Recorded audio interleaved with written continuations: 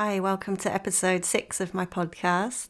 As I've said before, I'm a comic artist who often writes about travel and hiking and things. And this is an ongoing podcast where I read from my travel journals from about 15 years ago, slightly over 15.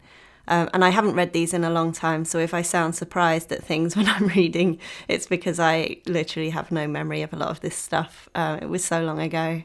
In this section coming up, I leave Lake Atitlan, where I stayed for 3 weeks, which was an absolutely beautiful place, and then move on through more of the highlands of Guatemala, some really lush hot springs, and also climbing a volcano coming up.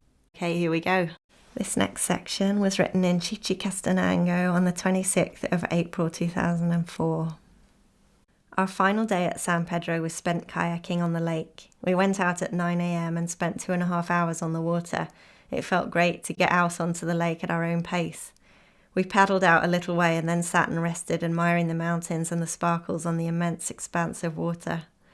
Our plan was to skirt around the impressive foot of the San Pedro volcano, beyond which the kayak man told us there were 2 nice beaches.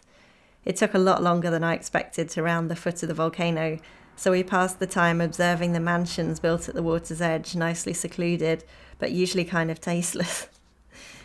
There were also terraced fields at the foot of the volcano with workers tending to them, but as we finally approached the turning point, the land became wilder, with nice stretches of lush woods from which emanated exotic bird calls. When we neared the first beach, a woman was washing clothes on the rocks, seemingly in the middle of nowhere. Along the beach, there was also a man collecting firewood. We paddled over some surreal underwater plants close to the shore and pulled up at the beach. There was a slightly heavy, hot atmosphere, and I enjoyed the thought that we were right on the toe of the volcano. We rested for a while under a tree amidst bits of broken crab shell. There was a little rubbish, so it was evidently a popular picnic spot, but we were alone except for the local people who appeared to live somewhere nearby, hidden in the woods. We got back into our kayaks and ploughed on round another bend. The occasional ferry boat passed us, and we were glad to be travelling under our own steam for once.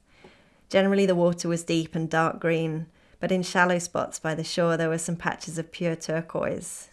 We also passed some occasional polystyrene floats, which we assumed were attached to crab traps. We soon reached another beach, which had white patches that turned out to be heaps of absolutely tiny white shells. I wanted a quick swim, but the cloud had started to gather, and when I plunged in it was just too cold, and I returned to my kayak defeated. But I was glad I had dampened my clothes because I knew I was going to get pretty hot on the return trip. We were already quite worn out from using unfamiliar muscles and from fighting the wind as we paddled, so we just went at the return trip with grim determination, finally passing the usual local San Pedro women bathing by the rocks and paddling up to the dock just as more people were setting out in kayaks full of energy. I'd enjoyed it immensely but was shattered for the rest of the day and did nothing but complete a couple of sketches and then have a good early night. The next morning we left for Shayla, Quetzaltenango, taking the boat and bus with a young American guy we'd met once before at Joe's Volcano Bar. It was sad to say goodbye to our home of just over 3 weeks, but we still had a lot to see in Guatemala and the money was running out. We reached Shayla and took a room next to the bus station for 50 quetzales. That was our upper limit for accommodation costs, but the room was splendid value with a duvet. We'd only had that once before, I think, in the whole trip. And cable TV. We'd had no TV at all since Oaxaca, and even then it had all been local channels. In the afternoon we popped into town but couldn't really find much to do. Shayla is probably one of the nicest cities in the country, but there's not that much to do inside the city itself, hence our hotel by the bus station. We had 3 good day trips planned for the next 4 days. We returned to our room with a pound of peanuts and settled in for an evening of indulgent TV watching. It's a shame I haven't written what we watched. The next morning we caught a bus to the town of Momostenango, almost an hour away. Momostenango is famous for being one of the main centres where the Maya calendar is still observed and used. It was a quiet place and we made our way to see their interesting geological feature Los Riscos, strangely eroded pumice spires. There we ate bread and cheese before heading on to try and find Rigoberto Itzepcaucavac, a Maya priest who runs a small centre called Huaxaquib Bats, where he teaches about Maya ceremonies and does horoscopes. Inquiring in the town, we found ourselves a friendly guide who took us to Don Rigoberto's house. He welcomed us and showed us into a room where we waited while he finished his lunch. A delightful 6-year-old girl came and shook our hands and then dragged in a silent and staring 4-year-old sister to meet us as well. She said it was her sister, but also her friend. That's really cute. On the walls of the room were some interesting photos of ceremonies at Tikal and other archaeological sites, pictures of Don Rigoberto in ceremonial gear and other odds and ends. He returned and sat at a table while he showed us information in English about his services. He had a striking face and a very nice manner, and we asked him for horoscopes, as it was really the only on-the-spot service. After asking us our birthdays, he calculated our birthdays on the Maya calendar and wrote us out a pamphlet each which explained our horoscopes in English. We asked him questions about the calendar and the photos on the walls. His daughter again came in and showed us a pile of her drawings. They were all of animals with rough outlines coloured in with bold multicoloured crayon stripes. We admired them one by one, and Don Rigoberto's wife also came in. They were a nice family. Our discussion of the calendar and ceremonies was frustratingly vague, but the language barrier was a little problematic, and we probably would have had to have taken a course with him to really get any in-depth knowledge. We returned to Shela on a chicken bus with a madly speeding driver. The chicken buses are kind of enjoyable in a mad way. Outside our hotel, I saw one driver actually accelerate over the speed bumps leading into the bus station. A burning mattress lay on the pavement next to me as I watched this. There's a serious problem with rubbish in Guatemala. The extent of the problem of non-biodegradable rubbish is something a lot of the communities don't really appreciate. One evening in Shela, when we popped out to get some food, we were greeted with the sight of an immense heap of rubbish from the big daily market, all swept into a mountain in the middle of which a foul-smelling bonfire burnt. About 20 stray dogs were knee-deep in the non-burning parts of the pile, scrounging what food they could. It was a strange sight to see the garbage pile heaving with canines by the light of a fire. In Shela, we also discovered a mall very near to our hotel, and for 4 days we ate only food from there, bread and cheese, and rice, stuffed chilies from the pre-prepared food counter. Very economical. On our second day there, we took an early bus to the nearby town of San Martin Chile Verde, from where we could begin a 2-hour hike to Laguna Chicabal, a crater lake on top of the 2,712-metre Chicabal volcano. I have to say I completely underestimated how strenuous the hike would be. That's fairly typical of me, I think. It began easily enough as we walked through the town to cries of "Hola" from the local kids. When we passed a school, a deafening cacophony of holas arose when they all spotted us through the window. We started to climb a steep dirt path out of the town, Richard a bit annoyed as his search for cigarettes in all the local shops we'd passed had proved fruitless. Soon I had to sit under a tree and glug some water, the altitude playing havoc with my breathing. The rest of the initial climb into the hills passed with me taking frequent breaks. Although the path was steep and my thighs ached, it was always the breathing that really bothered me. My lungs began to rattle and wheeze a bit, and I was frustrated that every couple of minutes I was so out of breath that I wanted to stop. I even got a bit panicky at times as I seemed to be breathing so deep and hard and yet not getting enough oxygen. And all the while, agricultural workers and people collecting firewood strolled past with a polite greeting, sometimes with huge bundles of wood on their backs. They probably do the climb every single day. After a painful eternity, we reached the crest of the first hill. The town was spread out in the valley below, with the surrounding fields curving up the feet of the hills like a cloth in the bottom of a basket. We hiked joyfully downhill for 10 or 15 minutes, came to the ranger station where we paid our entry fee to a man whose Spanish seemed to be almost as bad as ours. The volcano loomed above us, covered in a lush and verdant blanket of vegetation. I don't think it had actually dawned on me until I reached St. Martin that we would actually be attempting to scale a real volcano. Only 2/3 of the height of the San Pedro volcano, but still. After a brief rest, we continued on our way, following a sandy path into the woods on the flank of the volcano. It was steep, and the loose sand of the path meant that we slipped and slid around a bit, especially as the path was rutted, creased and full of holes. But it was nice to be in the woods and alone apart from birds and animals. I later saw something largish, furry and whitish in the trees, but I couldn't make out what it was. It can't have been a monkey, I don't think. Maybe something like a raccoon? ? So we struggled on at a snail's pace with burning thighs and the occasional rest stop. Finally we came to a sign pointing left or right and took the left-hand path to the Mirador. We followed a wonderfully level path around in a circle for a while and emerged by 2 rickety wooden viewing platforms. The first looked out over the lake, a lovely looking round blue mirror surrounded by near vertical walls of vegetation on all sides. The other mirador looked out over the surrounding mountains, but it began to shake when we climbed onto it, so we got quickly back down. All that remained was to descend 690 steps to the edge of the water. A narrow flight of steps with rope handrails led down into the trees. We descended with great enjoyment as there were good views of the lake interrupted by points where the vegetation formed a green and cosy tunnel overhead. It was with trembling legs that we reached the bottom of the crater and emerged wobbling at the edge of the lake. To our right there were 2 groups of mainly Maya women sitting on the ground and apparently receiving some kind of instruction from a couple of standing figures. We were far enough away not to feel we were intruding, so we sat at a nearby picnic table and ate baguettes with cheese. The lake was really stunning. To the man Maya, it's seen as the centre of the universe and is very sacred. We'd not expected to see any ceremonies going on, so we're quite excited to find some activity. After eating, we lay in the shade of a tree to rest and the women began to sing. It sounded similar to what we'd heard once in Todos Santos at night. Women singing with male voices praying over the top, and at times the song changing to a strange mixture of different sounds and notes from each person. We felt really privileged to be the only tourists in this beautiful place, with the sun glinting on the lake and the sounds of the ceremony playing over the water. Suddenly the cloud began to roll in over the top of the crater, spilling in occasional wisps down to the lake and then dispersing. It was really magical. Soon we decided we'd better begin the no doubt horrendous climb back up the 690 steps.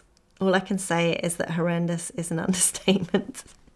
The only comfort during the interminable climb being the knowledge that once we reached the top again, it was virtually an uninterrupted descent back to our bus stop. We descended the volcano at a trot that was a little perilous on the loose sandy path, then continued on towards the town, tired but triumphant. As we neared the town, the groups we'd seen on top of the volcano passed us in 3 pickups. They stopped and offered us a lift, which was a really nice gesture, but as we were so close, we said we were fine on foot. It was a really nice close to the expedition, and we caught our bus back to Shayla feeling very happy. Our final planned excursion into the area surrounding Shayla was to the hot springs Fuentes Georginas, but we didn't want to go on the busiest day, Saturday, so we spent a day resting and writing our journals in Shayla. On Sunday we packed and headed to the buses, but a man there told us there were no buses to Zunil, the nearest town, on Sundays. He directed us to a taxi driver who asked an extortionate price. We took the cab after bargaining a little, but as we sat in the cab during the journey we decided that the no bus line had probably been a lie, that we'd been ripped off. We certainly shouldn't have agreed to the cab without asking around the bus station a few more times. Oh well, it was a nice easy journey at least, and we didn't have to change vehicles in the town. After passing through Zunil, we headed up into the mountains and were quickly enveloped in thick cloud. We passed several beautiful towns with fields bustling with vegetables. It all looked a lot more healthy than the dusty and barren fields we'd seen a lot of previously. Many workers were sitting in the fields picking onions, piling up cabbages, or kneeling in a group peeling carrots and loading them into sacks. The women were all in traditional dress, making vibrant flashes of red among the fields and wisps of cloud. When we reached the springs, we were in a thick fog and couldn't see 2 meters in front of ourselves. We followed several Guatemalan visitors along a path, with stone cabins on one side and a steep bank of dripping giant ferns and leaves like umbrellas on the other. Eventually, I told Richard to wait with the bags while I went on to find out about the cabins. People seemed to be cooking on all of the stone barbecues allotted to the cabins. It was very busy, and I began to worry that all the cabins were taken. We had planned to stay overnight and had brought a lot of food to barbecue. I finally emerged at the pools themselves, 3 stone rectangles at varying levels with changing rooms and a restaurant to one side. In the thick cloud it looked very atmospheric. Vapours rose from the water and all around were steep slopes covered in dense vegetation, trees covered completely in bromeliads vines and the largest ferns I'd ever seen. I asked in the restaurant about cabins, and to my relief there were some available, but there was a second financial shock. They cost 15 quetzales for 2 people rather than 5. Thanks again, Lonely Planet. But I seized the key with excitement anyway. All was going to plan, and we examined our accommodations. The cabin was large, with a bathroom and an area with a stone depression in the ground. We assumed it had once been for bathing, but it was now a bit decrepit. And a bedroom with a fireplace, a stack of logs and kindling, We got straight into our swimming costumes and headed for the pools for a soak.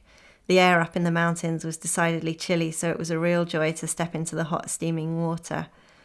Even more joyful was the experience of being able to actually swim about in hot water. It was way more fun. It was way more fun than a bath. The pool was busy, but the clouds meant that you couldn't see from one end to the other, so many of the other visitors were hidden from view as you swam around.